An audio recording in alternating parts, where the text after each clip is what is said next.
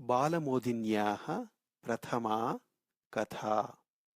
कथायाः नाम उत्कृष्टस्य क्षेपणम्।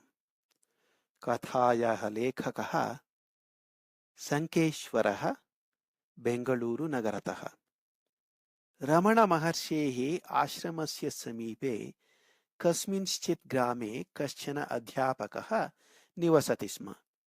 तस्य गृहे प्रतिदिनं कलहमयं वातावरणं भवति स्म। एतस्मात् जुगुप्सितः सः निर्णीतवान् यत् आत्महत्यया इहलोकव्यापारं समाप्य अशान्तितः मुक्तिः प्राप्तव्या इति। किन्तु आत्महत्यनिर्णयः सुकरः न खलु। परिवारजनानां भविष्यं कीदृशं भवेत् इति चिन्ता तं बहुधा बाधते स्म। अतः आत्महत्यायां प्रवर्तनं कर्तुं सः न शक्नोति स्म। शान्त्या स्थातुमपि न शक्नोति स्म।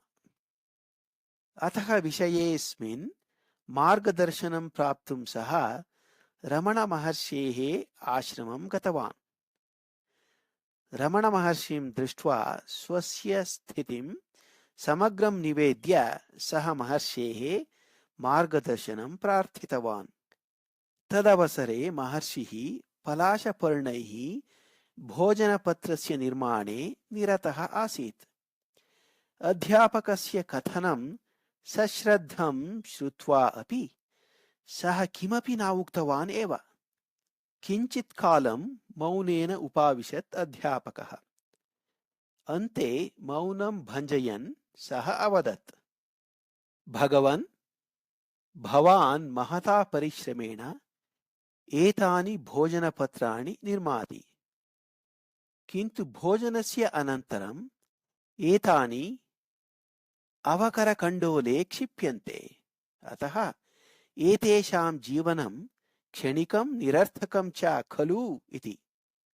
तदा महर्षिः मन्दहासपूर्वकम् अवदत्, भवता युक्तमेव उच्यते।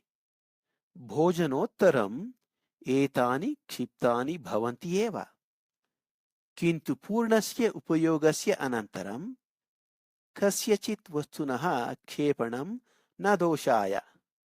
योग्यम् उपयोगम् अस्वीकृत्य कस्यचित् वस्तुनः क्षेपणं तु अनुचितम्।